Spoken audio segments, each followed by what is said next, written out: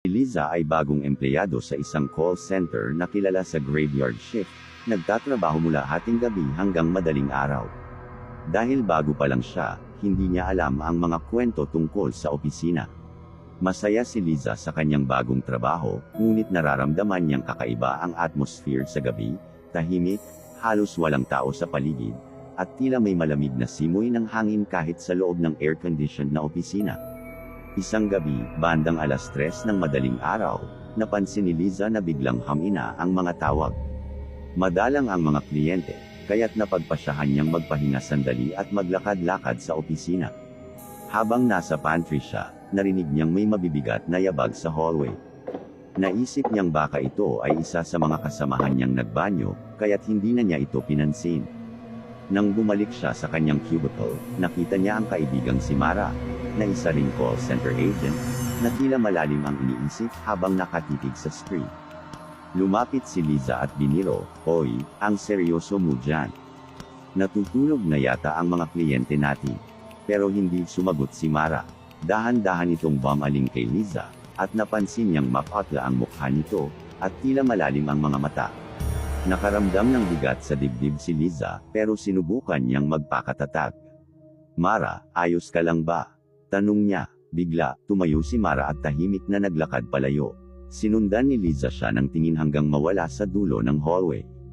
Naguluhan si Liza kaya't bumalik siya sa kanyang mesa at tinanong ang katrabaho niyang si Joy, "Nakita mo ba si Mara?" Mukhang may problema siya. Napatigil si Joy at bumaling kay Liza na tila nagtataka.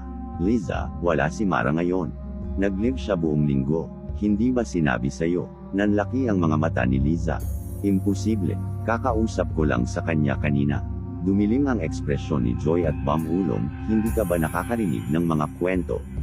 Dito sa opisina, may multo raw na nagpapakita tuwing 3:00 ng madaling araw. Isang dating empleyada na piniling magpakamatay dahil sa stress sa trabaho. Ang sabi nila, si Mara ang doppelganger niya. Marami na ang nakakita, lalo na tuwing graveyard shift." Natigilan si Liza, hindi makapaniwala sa narinig. Naisip niyang baka napagod lang siya o na-overwork kaya naghalusinasyon siya. Ngunit habang patuloy siyang nagtatrabaho, hindi niya maalis sa isip ang kakaibang pakiramdam na may nagmamasid sa kanya. Makalipas ang ilang araw, bumalik si Mara mula sa kanyang leave. Nagtawanan sila ni Liza habang binabalikan ang mga pinagdaanan nila sa trabaho. Ngunit isang gabi, eksaktong 3:00 na naman, nakita ni Liza si Mara, nakatayo sa dulo ng hallway, nakatingin sa kanya ng matalim. Hindi ito ang Mara na kilala niya. Sa isang liblib na bayan sa probinsya, may isang bahay sa dulo ng kalsada na matagal nang pinaniniwalaang may sumpa.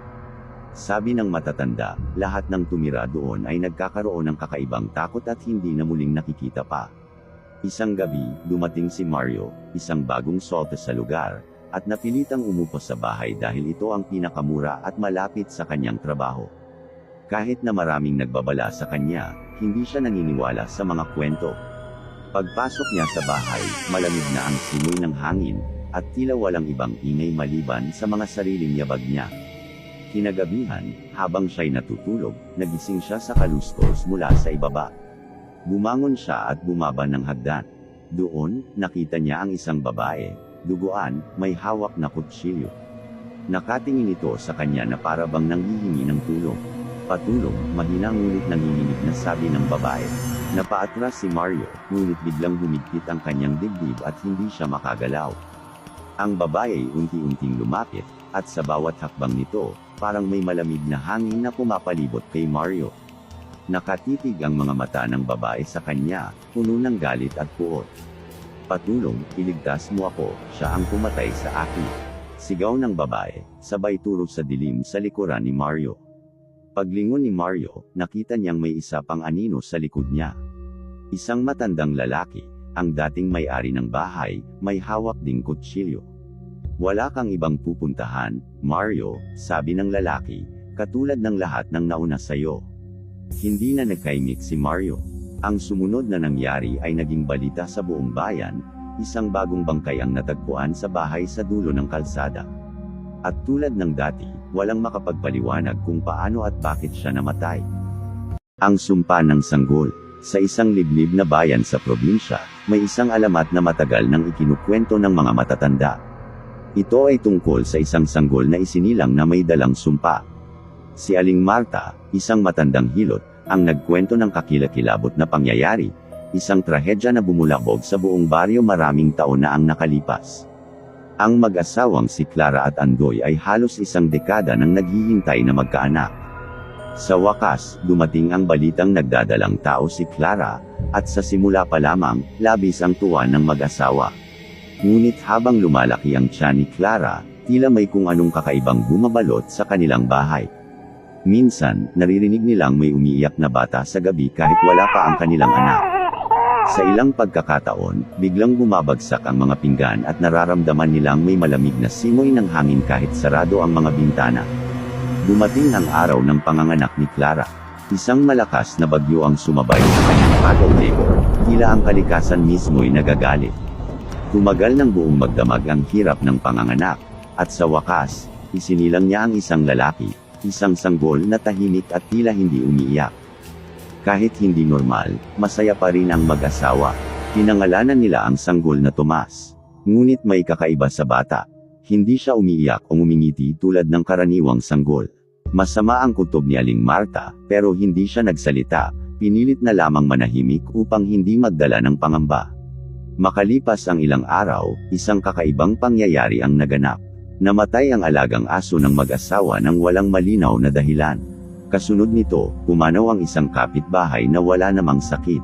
Nagsunod-sunod ang mga pagkamatay sa baryo, mga bata, matatanda, pati ang mga malulusog na hayop. Hindi maintindihan ng mga taga-baryo kung ano ang dahilan. Isang gabi, habang natutulog si Clara, nanaginip siya ng isang kakaibang panaginip. Nakita niyang nakatayo si Tomas sa gilid ng kanyang kama, hindi bilang isang sanggol, kundi bilang isang mas matandang bata. Sa kanyang panaginip, tumatawa si Tomas, pero hindi iyon isang inosenteng tawa. Sa halip, iyon ay malalim at nakakatakot, na parabang natutuwa siya sa mga nagaganap na trahedya. Nagising si Clara na pawisan at takot na takot. Agad niyang pinuntahan si Tomas sa kanyang duyan at natagpuan itong gising, nakatitig sa kanya ng malamig na mga mata. Sa gilid ng kanyang paningin, parang may nakita siyang anino sa gilid ng kwarto, isang figurang kasing laki ng isang tao, pero masyadong baluktot at itim na itim. Kinabukasan, nilapitan ni Clara si Aling Marta at ikinwento ang kanyang mga bangungot. Bamantong hininga si Aling Marta at sinabi ang matagal na niyang kinatatakutan, ang batang iyon, may sumpa. Hindi siya basta tao, may masamang espiritu na bumabalot sa kanya. Nang gabing iyon, si Andoy ay biglang nagkasakit. Nilanat siya ng matindi, at sa loob ng ilang oras, nalagutan ng hininga. Hindi matanggap ni Clara ang pagkamatay ng kanyang asawa. Sa gitna ng kanyang pagdadalamati, napansin niyang tila lalong lumalakas si Tomas, hindi sa katawan, kundi sa presensya. Ang kanyang mga mata, masyadong matalim para sa isang sanggol, at ang kanyang paggalaw, tila kontrolado ng kung anong masamang puwersa. Isang gabi, desidido si Clara na tapusin ang sumpa. Habang natutulog si Tomas, dahan-dahan siyang lumapit sa duyan, dala ang isang matalim na kutsilyo.